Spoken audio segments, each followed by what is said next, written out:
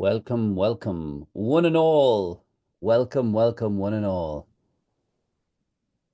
Here I am in on the great Niagara frontier of Western New York, and there is Nori Nirian coming to us from Ireland, a storm-torn island. There was a great storm rushed through the island last night, and poor old Mihals is totally out of power and internet.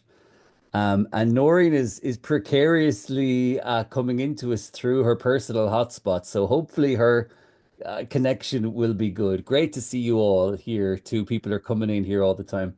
And of course, we're recording this and sending this out as well. We're so excited to begin this new season of Imbolc together. And this journey started 1 year ago. I see some founding members of the Inner Soul Circle are here with us again today. And here we are 1 year later, having gone through all the seasons of the year together. And now we're here, and my goodness, the world looks very different. And yet it is the same. Yeah. So here we are, and we're going to explore. We'll do a quick little blast here on Imbolc and the season ahead to give us a little idea of what's coming and to bring in just some of the beautiful mythology and story and culture around this time of year. And oh, Noreen, will you lead us in our little candle lighting moment? If you have a candle nearby, grab it. And if you don't, Okay. Yeah. a candle here in your heart that you will be striking and lighting up with us. Because we believe in the power of metaphor here in the Inner Soul Circle. So. Well, i gcónaí tasníim inhhéling chun fáilte a chuir roimh, mar ní éting éon lí níos a fearr ná chun fáilte a chuir roimh ná tríd an gailing. Mar is a gailing an teanga is disise ar dain. Dar nói, I'm slightly biased, ach cinte, mar tá dríocht fé le. Tá buint leis an teanga. Díreach mar an dríocht fé le atá buint le imbolc freisin a hámid á céúra an so. Agus hámid trééis an sturm se an ciúnas inig an sturm ná inis. Níl se róciún fós ach tá sé gairí níos a fear. Agus fón snachta beag, mar tá sé anna óransa. So Ekim fecim anna chuid aigeine cotíanta agus aigeine nua freisin agus tá súlaghain gur na haigeine nua atá á iscint a ghain go mbeidh sibh le chéile in ár dlán lín, mar seo a thar líon ins an circle. Tá líon gohfuil míad mar clán agus tasníam míad amach le chéile. So I have to change to Irish now, even though when I always, as I say, when I get excited, I love to speak in Irish and to welcome you indeed in one of the, oh, indeed, not one of the, but in the most magical languages of the planet. Because there's a sound to the Irish language that nothing else can recreate. And even though you didn't know what I was saying there, I was giving out about Owen, I was criticizing Owen and Michal. No, I wasn't. No, I wasn't. But what I was doing, I was welcoming you here in the Irish language, as I say, which is the most beautiful language in the world. There's a friend of ours that we often say, what would happen if the Irish language disappeared? And he would say, the disappearance of beauty. Bos oilachta, the death of beauty. So to welcome you in, I see lovely faces that we know so well, and also a lot of new faces too. So that's great. We're welcoming you into our family because we do become a family here, even though we're separated by distance and age and gender and whatever. But really, when we come together, we are joining together.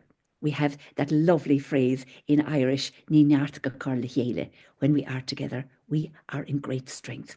So we usually begin, for the people who are joining us for the first time, by joining a flame between each one of our houses, or one of our homes, but also recognizing that so many of you know at this stage that when we're born in Ireland, we believe that when we're born, we know that when we're born, a candle is ignited for each one of us in the heavens.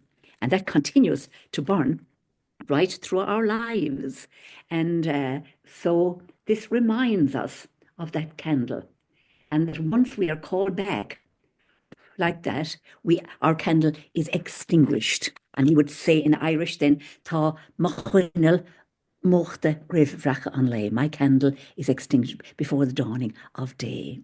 And so we'll call in on all the lovely energies of this time of Imbolc. Next Friday is the eve of Imbolc, Friday evening. I'll be talking about that. The eve of Brigid, one of the most powerful goddesses, come Christian, come holy woman in the world, really, and one of the very few goddesses who has crept down into Christianity. But I'll be talking more about that. She's a triple goddess. So, of course, when the Trinity, when Christianity came to Ireland, it was no surprise. Everybody said, but should we know the triple God already? Don't we have Brigid? So we'll call in that energy to bless us at this time of Imbolc. We've just had this most serious storm since the most serious storm since 2017, or indeed some people would say that we've ever had in Ireland. And I was thinking of there was a neighbour, a man at home long ago, and he used to always say, we should be like the weather, because the weather never heeds criticism. And it's true. We've no matter how much we criticise the weather says, I'm going my own way. And so we call in on that now to bless us during this time that we're together. We don't have Micheál here, but I have his little book of poetry, and we might call on a poem or two of his as we do our little round now to invite you, new people, to join us for Imbolc. So back to you now, Oni. How are you doing? I was having a laugh about it. I was thinking, every time we light the flame, and often you'll talk about that image of the flame being representing our life, our present visible life, and then when we pass on to the invisible world, our flame is extinguished. And I was thinking, it's really funny. In Ireland, you can't even light a candle without thinking about your own death. We're so obsessed with it. We can't wait. Like we can't wait to get up there. No, And we're born to die. We're born to die. it's funny, and I make my home here in the United States of America, where talk of death, people get very nervous, and they don't know where to look when you start talking about going up there. They don't know what to say, because the whole culture is about prolonging life at every cost, and totally ignoring any concept of mortality. And if there is mortality, you hide it away and you inject it and you surgically remove it.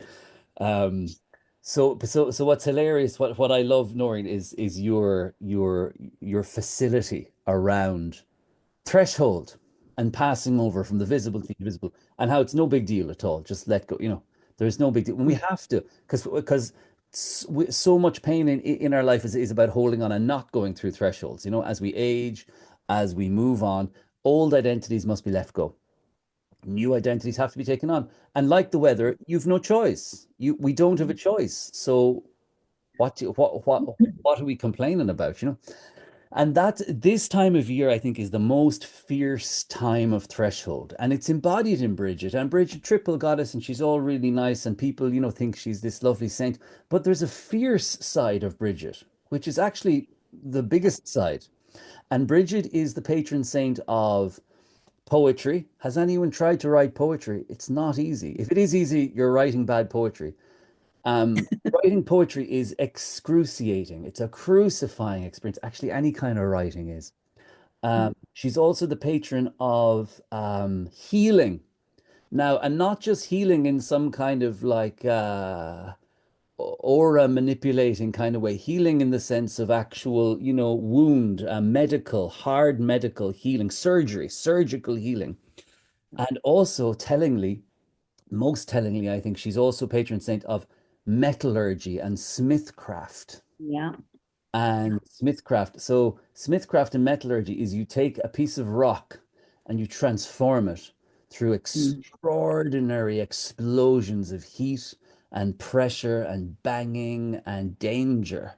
And eventually, through these very, very hard, very intensive procedures and processes, you come through a threshold with steel and with metal. So Brigid's no joke. This is this is the time of year where this is hard, hard stuff. I think the other times of the year are actually easier. And this time of year, I believe, is the hardest. And we always say, Noreen, you always say that Brigid's a terrible trickster. Isn't that right? And you see, this is the thing too, of course. We don't want to be church bashing, but here we go. Like when Bridget was taken over, she lost all that fierceness and Yes. became this little, you like Mary, this little demure thing who never spoke out. And Bridget did speak out against war. She was fiery and she was feisty. We'll tell you more of those stories. We won't have that much time to tell you, but she was just, but again, the church came. And so all the images we have of Bridget is she's just there standing, like with her holding onto her monastery, where she had this fierceness. And of course, was, as Owen says, the triple goddess too. And fire was terribly important to her. When she was born, there was fire came out of the house, and yet she didn't go up on fire. And on Syed is one of her names, which means the fiery flame.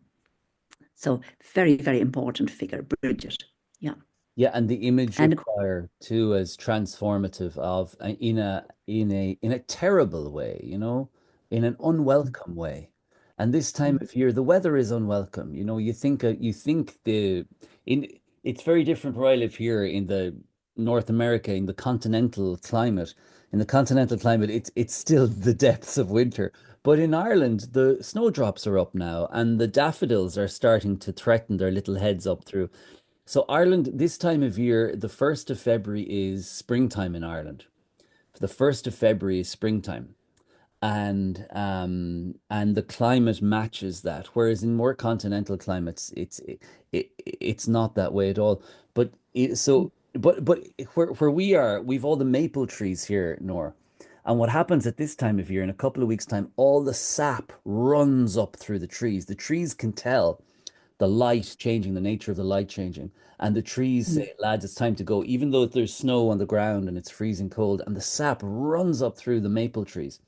And all the farmers, they put hoses, taps into the maple tree, and all the maple sap runs out of the tree, and they collect it, and they boil it down into maple syrup.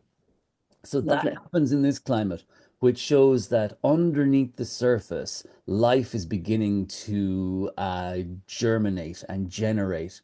The natural forces are gathering underground right now, and things are very changeable. So something can seem one way, and then it can totally change. And the weather is like that. It can be slightly warm, and then suddenly the temperature will totally drop. So that's what's happening at this time of year. It's a fierce energy, and it's a tough energy. One of the great poems for this kind of energy for me is David Whyte's famous one, "Start Close In." Do you know that one, Noreen? And he's Yeah, talking, lovely. it's a very fierce poem. This is one of David Whyte is famous for what he calls his exhortations. He's looking at himself in the mirror and he's given himself a good talking to. And this is the time of year to do that, for a bit of a spring cleaning, a dusting off, an Mm. exhortation to yourself. And David's poem, "Start Close In," he says, "Start close in, start close in. Don't take the second step or the third. Start with the first thing close in, the step you don't want to take. The step you don't want to take." And Bridget's like that. You don't really want to do what she kind of tells you to do, but you've no choice. Start close in. Don't take the second step or the third. Start with the first thing close in, the step you don't want to take. Start with the ground, the pale ground beneath your feet, your own way of starting the conversation. Start with your own question. Give up on other people's questions. Don't let them smother something simple. Don't let them smother something simple. We're being bombarded with extraordinary fireworks in our news, national and international. Don't start with your own question. Give up on other people's questions. Don't let them smother something simple. To find another's voice, follow your own voice. And wait until that voice, this is for you, Noreen, wait until that voice becomes a private ear listening to Love that. another. Wait until that voice becomes a private ear listening to another. Start right now. Take a small step you can call your own. Don't follow someone else's heroics. Be humble and focused. Start close in. Don't mistake the other for your own. Start close in. Don't take the second step or the third. Start with the first thing close in, the step you don't want to take.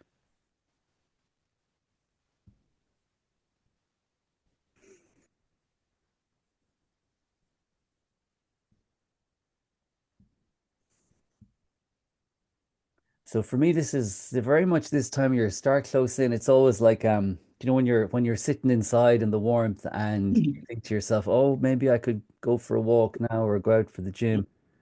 And then you think, oh no, I think maybe there's something else to do.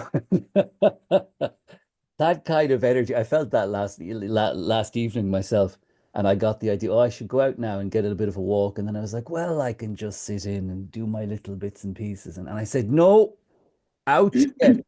And Nora, you always say, do you ever come home saying, Jesus, I wish I hadn't gone on that And walk?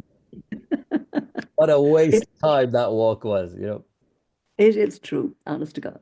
Uh, And they are to bring in Mihal to in start close in Mihal's little invitation to Trust Thanem, which is the journey of the soul. And it again is on that same theme. They're harmonizing here. So Mihal says, oftentimes the step backward lets the soul catch up. Oftentimes the step backward lets the soul catch up, so that all our happy hindsights harmonize and wisdom builds. Wisdom. Brigid, of course, great figure of wisdom. She was always had great discernment. She knew when to intervene, when to give to the poor, and so on. So share your luck. Be miserly only with misfortune. In each seismic shudder, we learn to trust the ground again, humble again, knowingly broken, unrepentantly wounded, proud to bear pain, proud to bear pain, laying claim to the joy factory of your body, laying claim to the joy factory of your body. No more tariffs or sanctions, wage cuts and glass ceilings, conventions, expenses paid, nor lanyards or company position.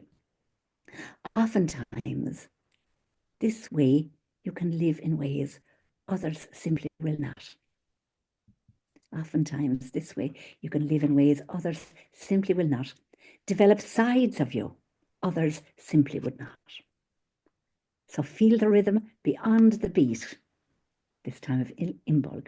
Feel the rhythm beyond the beat. Begin with a break and let your soul catch up. Micheál Súleimán. And it's all about time, isn't it, Owen? I'm going to take you over to the piano now because I'm just after learning a song and I'm trying it out on you about time. This is all about time and seasons and so on. Who knows? Only time is the final little phrase in it. It's a song by one of our best known Irish musicians. I've never met her, but I do know the rest of her family. And that's Enya. Wonder, can you see my piano there? yeah, and you're coming in loud and clear. You're a bit blurry, but we can hear you Oh very yes, I better turn on my little musicians. yeah. So this is a little song by Enya that I've just come across. I heard her sing it and I liked it a lot. So I'm just trying it out on you. But it is all about only time.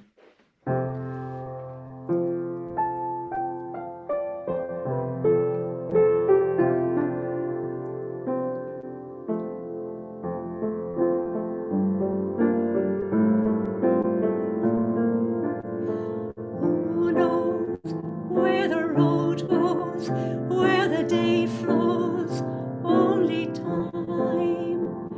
And who knows if your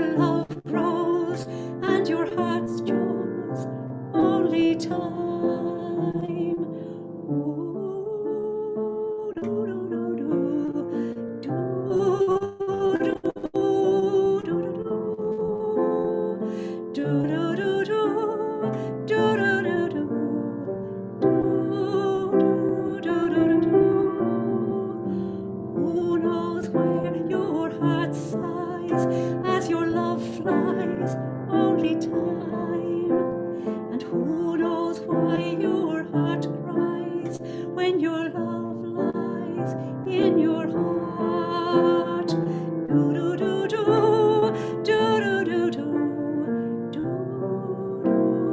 do do do, do do do do, do do do do, do do do do. Who knows where the roads meet? Let your night sleep in your heart. And who knows where the day sleeps if the night keeps all your heart? La da da da da da da. La da da da da da da.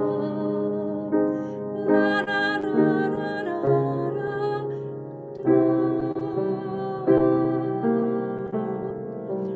Who knows if your love grows as your heart chose? Only time. And who knows where the road grows when the day flows? Only time. Who knows? Only time. Who knows? Only time. Who knows? Only time.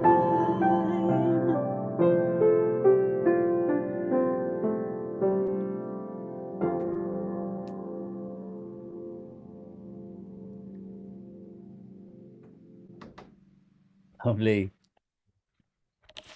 That was great. We were just system can just about pick you up there, Nora. Usually Noreen's thing is way better, but her internet is out because one over 1 million people in Oh, Ireland are without right. power right now, Yeah. which is that's like 1/4 of the country is without power right now at the moment, after that storm. But that's great. Beautiful. Yeah.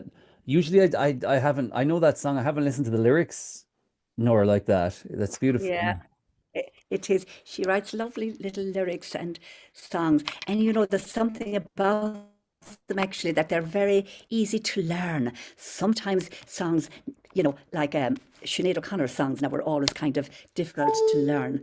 But Enya's, there's something about them, there's a lovely flow to them, which is very musical too. She's hugely It's popular lovely. in like Yeah. non-English speaking countries, like across Europe and Japan and Asia and and Russia. Yeah, that's beautiful. Yeah. Um, I was just thinking too of that song, or the I remember when we started the Inner Soul Circle last year, I was working on this song, which was William Butler Yeats' I Will Arise and Go Now, Innisfree, the Lake Isle of Innisfree. And that's it just reminded me of that, of like where when you're in a certain place, you can call up this imaginative place within you that can take you out of time, take you out of the current, because there's different types of time, you see, and different types of ways to perceive time. And we've all experienced that. Do you know where the time slows down the most is the moments before you're going on stage. The hour, Oh, tell me about 30 it. minutes before you're going on stage feels like 5 hours. It's absolutely phenomenal. You can do so much work in that 30 minutes. And only, of course, it's all about two. The Greeks were great on time. Yeah, And so they had two terms for the different times, you see. They had chronos, Chronos, which is the chronological time, the time of the clock. But then there's kairos, which is the time of possibility and endless. It's time when you're writing or when you're um, in imagination, when you're in dream time too. That's kairos. I love the difference that they have between to name those two times. We don't have that. But now you have it chronos and kairos, Kurt. chronological time and time of possibility. And And this of course, poem by Imbolc is the time of possibility. Yeah, this poem by Yeats was, he says the first time he was in his early 20s, and he says this poem was the first time he found his own poetic voice. And it's this scene where he's walking down Oxford Street in London, the busiest street of the greatest empire the world had ever known in the late 1800s, and he hears the sound of water falling in a shop window front. And the ear transports him from Kronos into Kairos. and it changes this whole scene. And I think that us doing that too, when you click on to Zoom, you transport yourself. Well, depending on what type of Zoom you're entering into too. But this type of Zoom, you're certainly entering into this kairotic type of time and leaving Eh, the the the chronological behind. And mm, I put this poem to music, and I'm going to give you a couple of verses of that now as well too. Um, and yeah, and I remember singing this too at the start of last year as this community was gathering, because this song too for me, or this poem, is really about community, and it's about creating this imaginative island, this lake isle of Innisfree, and we do it in mm. community, and we do it well. We have to do it individually, but when we all do it together, there's a great sense of power and of happening. So. Hopefully, my guitar is in tune here now.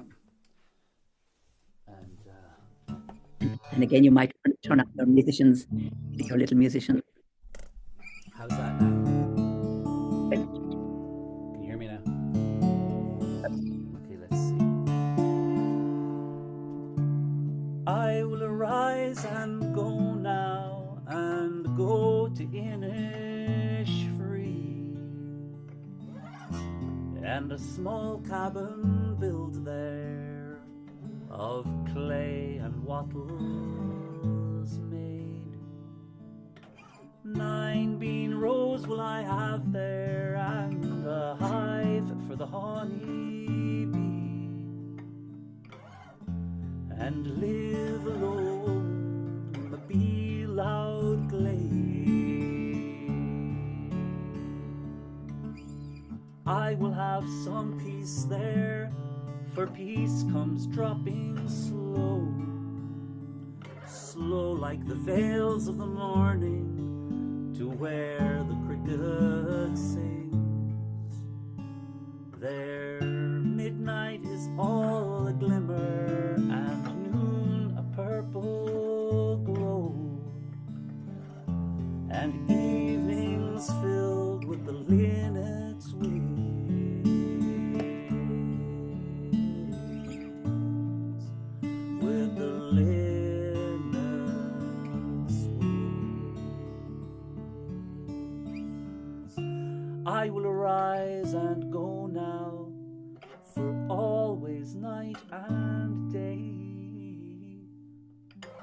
I hear lake water lapping in low sounds by the shores. When I'm on the roadway or on the pavement's gray, I hear it in the deep heart's core, in the deep heart's core. I hear it in the deep heart's core. I hear it in the deep heart's core.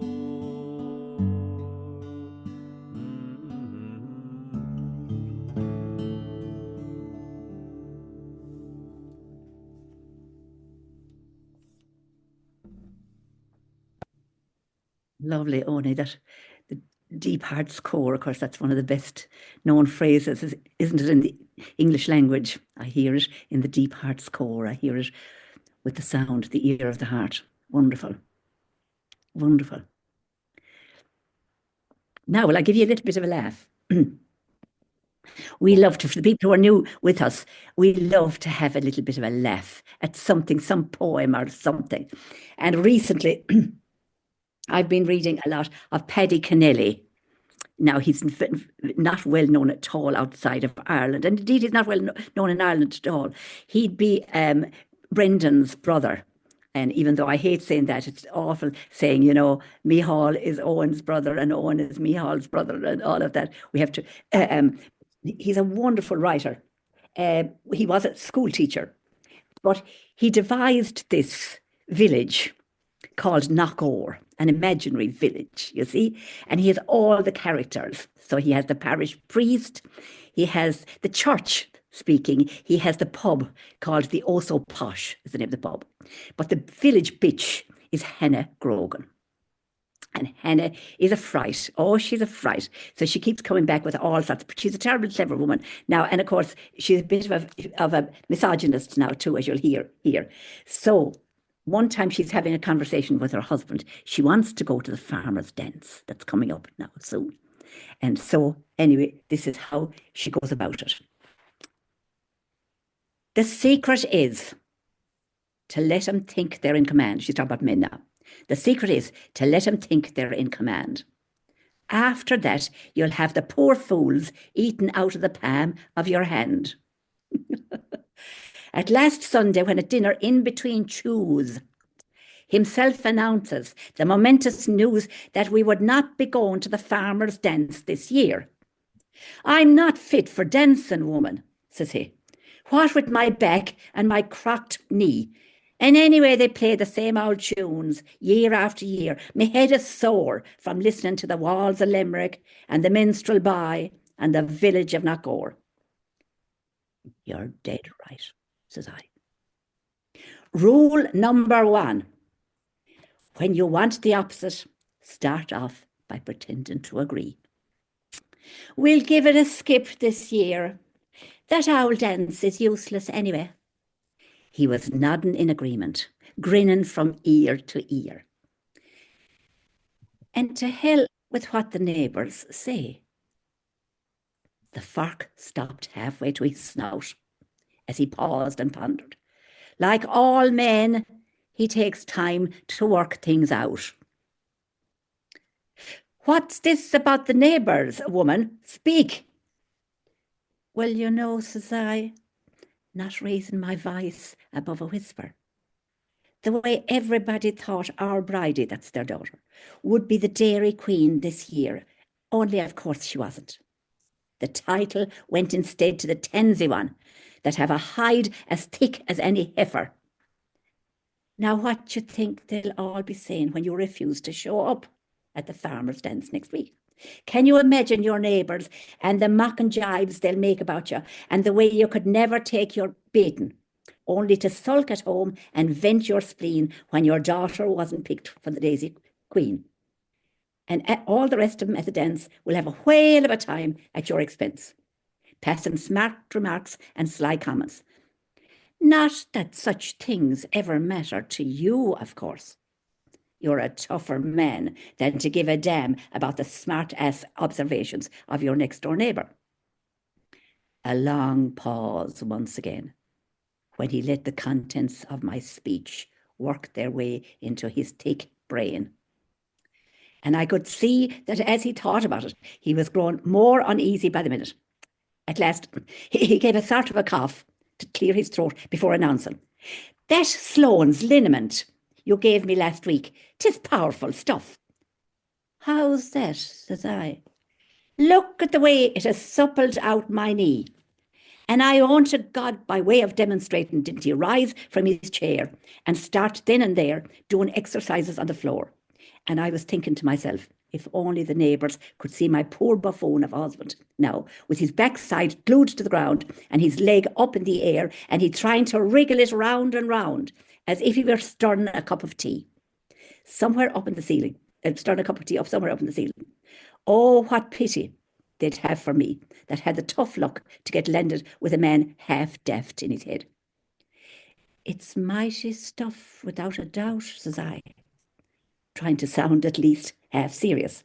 Mighty, says he, with something approaching mockery.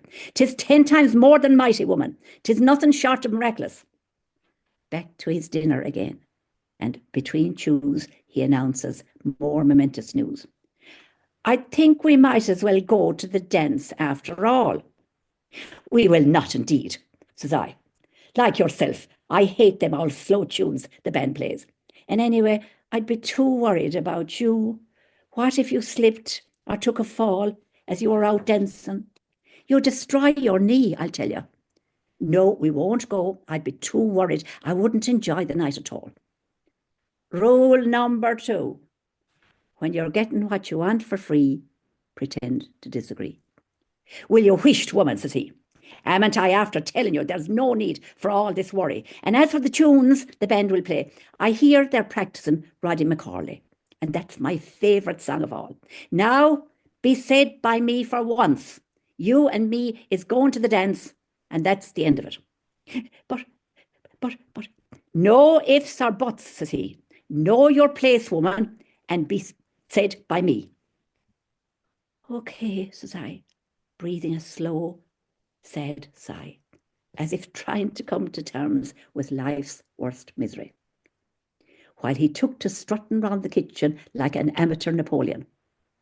Rule number 3, as already stated, let the poor fools think they're in command, and in next to no time they'll be eaten straight out of the palm of your hand. Now remember, that was written by a man. Isn't it brilliant? He's just, and that's only one little thing I could read to you. Some will have you crying, because there's a mixture. He goes from sadness to great humour. But I thought it's so cleverly written. That's Paddy Kennelly. Cormac, you can put that in the chat there, Disciples. And he also has another one there, No Place for Strangers, or I can't remember his other book. But it's an wonderful. It's strange he's not more well known. He really captures such the Irish mentality in man as well too, doesn't he? Yeah. Yeah. And the village fool, and he has the gossiper, and he has the insomniac who finds everyone's having affairs at night and this kind of thing. It's so clever. It is so clever. I thought you might enjoy that. Do you want to tell us a little bit more about Imbolc or Brigid, Noreen? Right, absolutely. I'll share my little screen. Or something totally. Yeah, we'll run through. I distracted you there now a little bit from that. Let me see now. I'll start our. My God, you've the slideshow here now. So, there's our 4. Wait till I see the slideshow. Wait till I start it. Play from the start. Here we go. So, of course, you know that we have the 4 Celtic feasts. So Samhain is the one we're coming out of now and going into Imbolc. And now we're coming into the bright part of the year between Imbolc and Lunasa. Then when we come to Lunasa again, we're back into the dark side. You see, Ireland was a very matriarchal society. And so all of these seasons were some aspect of the goddess. So the Samhain is the old woman. The Imbolc is the young girl pre-puberty. Then the Bealtaine is a young woman preparing for motherhood and marriage, the Bábóg, and then Lunasa. So Imbolc, so we're now on the edge of it. Next Friday, as I say, is the eve. And as Owen often tells you, we always start our Celtic feasts on the eve of the feast. So that'll be next Friday on the 31st. Imbolc, from 2 old words, in the belly, because this is a time of parturition, a time of birthing. First day of spring, yeah, a lot of this. So there, as Oni was saying, the triple goddess there. Legend is that she was the first keening woman in Ireland. Of course, keening the dead was a very important tradition in Ireland. Died out around the 1950s, where you keened, you let the soul leave the body through sound. Oh, through keening. And so you had a keening woman always, or keening women there, who would stand around the coffin of the dead person and allow the soul to move, but also a sound for the mourners to grieve as well. So, and then she became the holy woman of ehumerism, I think it's called, where a Christian, a human person, adopts the aspects of the goddess or the god. So you have there, that's just some of her things. This is a PowerPoint I had done out for some students last year, so I haven't had time to really look back at it again there. So you'll see Brigid, Bro Syed is the fiery arrow, the fiery one, the exalted one, the holy one down in Christian tradition. The very few personages that has had a pre-Christian and a Christian tradition. So the Christian saint then was born around 452 in Fahart in Dundalk. So her father was a man called Dúchach. Her mother was a slave. And Brickshock was a slave that Dúchach had that he fell in love with. And of course, his wife was furious. Berchnet was her name.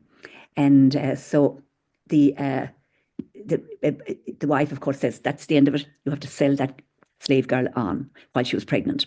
And so he does, sells her on to another druid, to another noble man.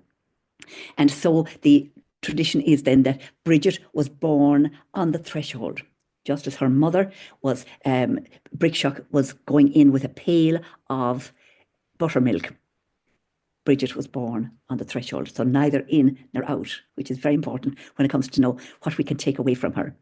And there's lots of legends there then about there was a local queen who was also pregnant at the same time as the slave Brickshock.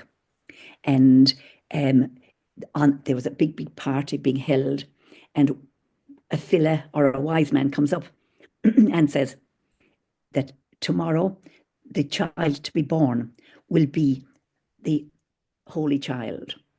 And isn't it Brigid that's born first before the Queen's child?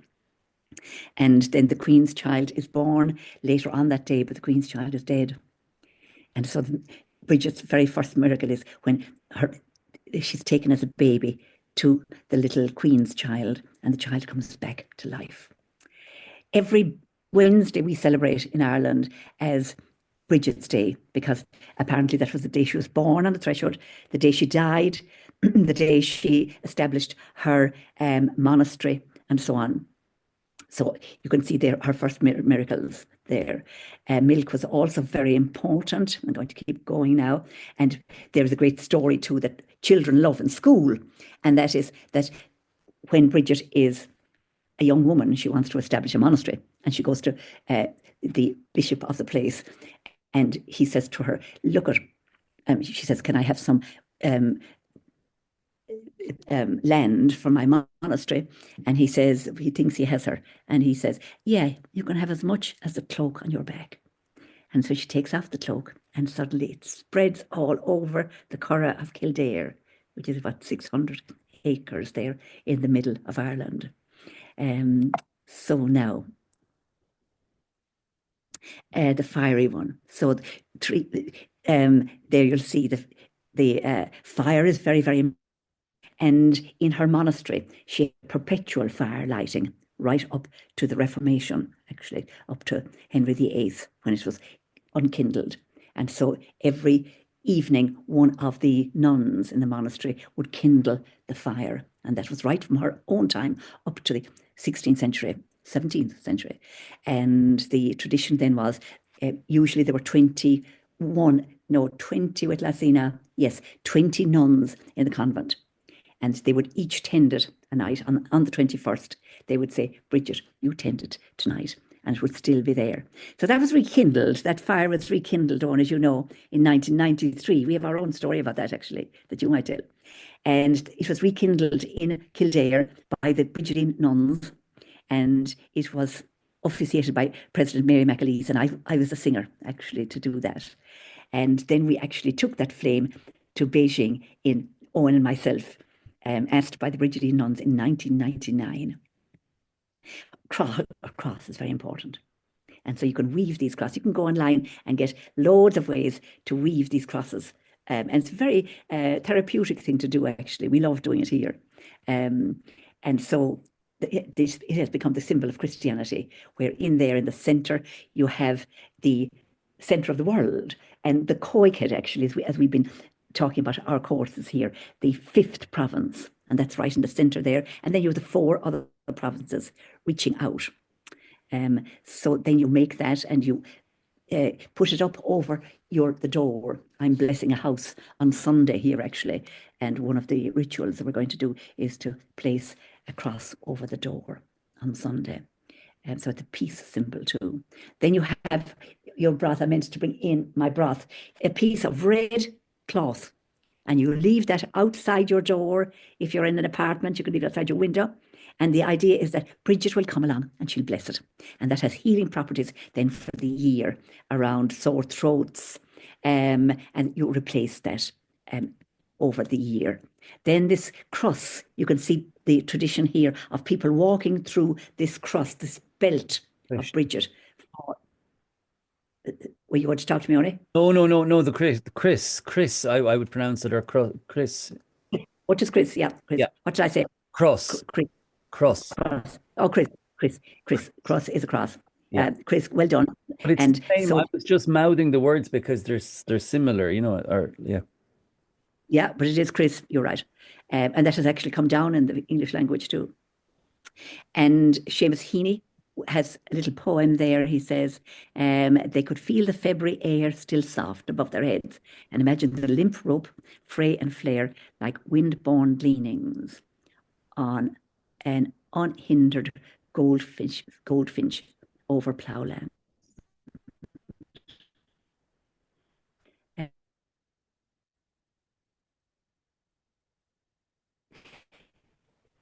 Again, in Greek mythology, this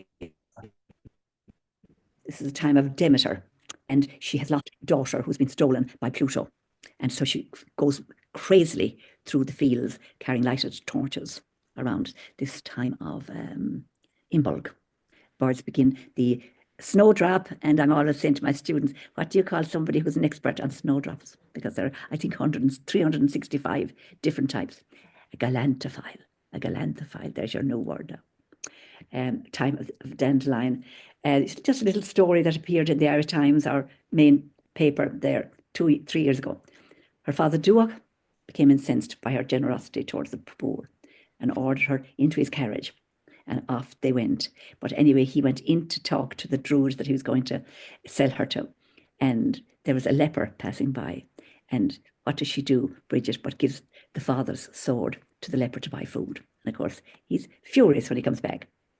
And but the king intervenes and says, nobody can buy or sell Brigid. So here she is, a triple goddess here of healing. So it's the Trinity, as I say, before the Trinity arrived, before the Trinity of Christianity, which is why I suppose Ireland took so well to Christianity, because it was here already. So you had the hag, the maiden, and the mother. So healing. She's again the first Keening woman because she had 7 sons, and she was the so-called wife of Bress and the mother of Ruan. He was the eldest, and he was killed in battle. There's an interesting story about that battle, actually. And so she's seen as the first Keening woman in Ireland. Poetry, healing, of course, is all about renewal, birthing. So she's the patron saint of pregnant mothers. Smithscraft, fire moulding, only she's always, to see her here, carrying the cauldron of life. And so she's patron of blacksmiths, potters, moulding ourselves into being the best we possibly can. And poetry, of course, then inspiration and imagination. And the cow and so on. But then the Brigid's broth, yes, I did that already with you. So to summarize, what is she to say to us? She's a threshold figure. Very important for us to be neither here nor there.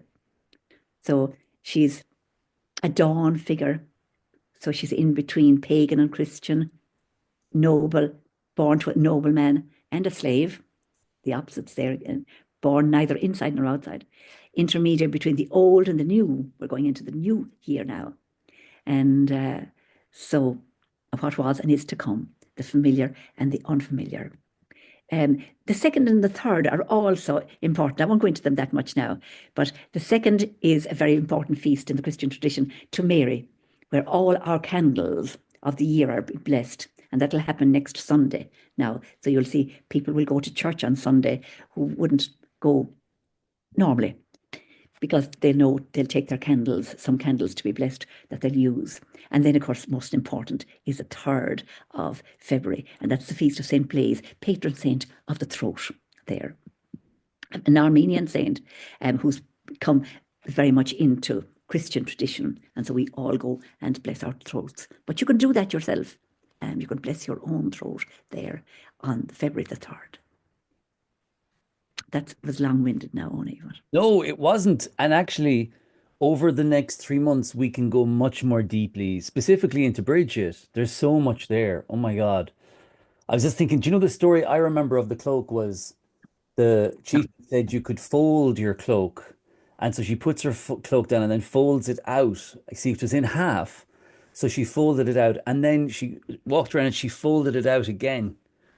And then she turned around, she folded it out again. And so it was doubling each time. And that's actually, do you remember that telling of the story or did I imagine that? You see, there's so many versions because another version is that four angels came to each of the ends of the cloak and they all went their separate ways. So That, there's so many legends. Whatever you're having yourself, you could just. but I love that because the power of exponential growth. And you know, if you double things like that, you end up to like in the trillions after if you do that about 64 times, you know, like it's extraordinary how quickly things double.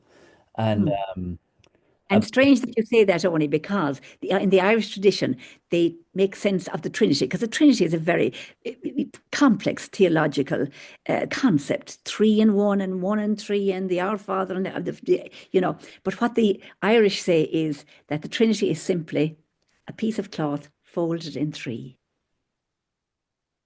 So that's simply what the Trinity is, you know. holding. Don't Yeah. bother about the Creator and the human one and the Holy Spirit and all. It's just a piece of, well done for your lovely cross. The Brigid's Cross. And also I wanted to quickly talk about this and we'll close before the end of the hour, but the Brigid's Cross is also a really interesting symbol. And of course we use it for our little logo um here for Thrust on them. That's our logo is the Brigid's Cross. And this version of it was designed by Mihal's wife, Namu, who's a graphic designer. And she was born in India and raised in New Jersey. And we were over in Sri Lanka a few years ago. And on the side of the road, you'd see these Brigid's crosses over in Sri Lanka. And it's the same symbol that the Roads Authority of Sri Lanka use. And this symbol, Oh, you're freezing on us, Oni. oh, can you hear me? Can you hear me now? Are you Getting going. are you able to hear me now? Can you hear me now? I was just saying that did you hear me say that that was designed by Mihal's wife, yeah. And over in when I was in Sri Lanka a few years ago, you'd see the Brigid's Cross at the side of the road. And it was so I was asking they were everywhere on the side of the road on these little signs. And I said to someone, why is there a Brigid's Cross on the side of the road in Sri Lanka? It was the symbol, it was the logo of the Sri Lankan Roads Authority, the National Roads Authority. Yeah, you're gone again on us, Oni. I'm gone. Yeah. Are you able to hear me, Cormac, or is it just Noreen? Oh no, I think it's just you, Noreen. Unfortunately, your Oh my God. signal. Sorry. No, no, no, no, that's okay. Um, but yeah, we wanted to talk to you about this season about the fifth province, and that's something magical. So this, you know, in the Christian cross, the center of the cross isn't really the main story at all. But when you look at the Brigid's cross, the center of the cross here is so pronounced. And that in Irish mythology is symbolized by the fifth province. So we have four directions, but of course, the most important part is the central part where you're standing yourself, the ground beneath your feet. That's really where the action is. And in Irish mythology, that's known as the fifth province, the Coicad. And so we'll be talking about that concept of the fifth province, of placing yourself at the center of your world and what that means. Because, of course, in our contemporary cosmology, we see ourselves, the individual, in our Western cosmology, we used to be in the center of the world, and the world was in the center of the universe, and all the planets processed around us, you know, and us as the individual was the greatest of God's creation.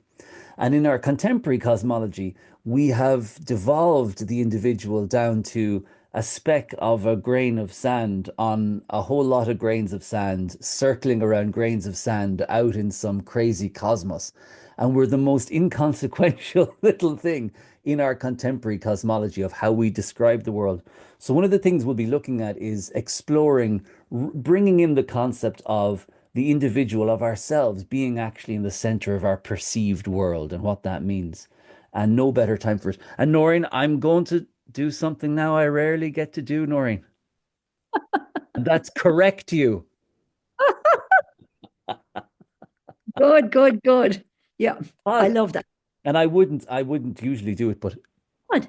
this is actually a really important part of this time of year, which is the bright half and dark half of the Celtic calendar. Actually, in bulk, we're still in the dark half You're of right. the year. You're right. You're right. We're moving toward the bright half, which begins the 1st of May of Bealtaine. You're right. And that's important at this time of year. We want it to be bright. We want the springtime to be bright, but it's not. We're still underground and we have Right. to endure this final stretch. And it is Right. endurance and it's a slog. It's a hard slog. And so we're not there yet, but together we'll get there. Good. And I want Thank to you for that. Yeah. say, look at that. I get to live on air, a correction of Nori Nurin. Lads, Rule number one. When you're wrong, admit you're wrong. once a year I get to. Um, so listen, yeah, we'll be sharing this recording. Thank you all for being here live with us. Often in our longer calls, we'll do breakout rooms and you get to talk to each other, as you well know. But we won't do that today. We'll keep this at an hour so that we'll be able to share it more easily. And please, if you're not part of the Soul Circle, and I know many of you are, please, you can sign up for $32 a month or use the code for a discount that Cormac has been pasting there. Or you can just buy the standalone experience for the season, I think for 160 dollars if you don't want to commit to the whole year round. Although it's much better value if you commit to the year round. So that's how we're doing this. And of course, if you want to share this as well too with anybody, if you think anybody else would be interested, please do share it. It's the best way to bring the right people around. So, So with that, Cormac, will you say hello, a few Cormac. words? Hello, Cormac. Hello, hello, hello. Can you hear me all right? Loud and clear, Cormac McCarthy. No, no, that was lovely. Thank you very much. I was just thinking there, Noreen, of a Confucius quote that I remember. I think I got from you, or maybe it was from you, Owen. And that was, "When I let go of what I am, I become what I might be." And I think that's a great one for this time of year, and that idea of Imbolc as well, that kind of letting go of Samhain, of kind of the old hag as you mentioned, and then that coming into that kind of youthful young girl again, and Brigid, and this time of year, and it's a great time of letting go, and that importance of letting go, and I think we're in a huge flux at the moment. I was even thinking today of all the trees around my home that I used to climb as a kid. I don't think there's any tree, the storms we've had in the last 10 years, I don't think there's any tree left that I used to climb as a child now. There was three of them came down today. So definitely letting go is definitely the theme of this time of year. But the discount is there. I put it up in the comments for anyone who wants to join the Inner Soul Circle.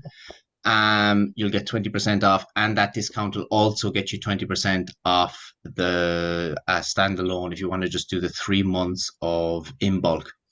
So it'll get you 20% off either of those, and that's for all of us who joined us in the meeting today. And that discount will end at midnight tomorrow. So be quick, be quick.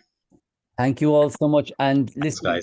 and We'll do a little blessing of Brigid maybe before we go. that'd be lovely. So maybe wherever you are, you could stand. And so you might hold out your hands like this, which is the very ancient way of praying. And so we'll invite in the spirit of Brigid, Celtic goddess and Christian saint. May she be our inspiration. May she be our imagination. May she fire the creativity within us. May she, as Catherine of Siena would say, that once we have that fire in our heart, we will set the world on fire ourselves. We inspire us. We invite her in to inspire us to mold ourselves to become the people the very best people that we can be. We also call on Mary. Of course, in Ireland, we call Brigid Muire Noel, Mary of the Irish. And we also call on St. Blaise to bless our throats, to give us discernment on how best to speak, that our words may be fruitful and not hurtful. And so as we go our separate ways, we'll remain together in prayer in the widest sense, as we blow out our candles together, keeping that fire in our hearts. Amen.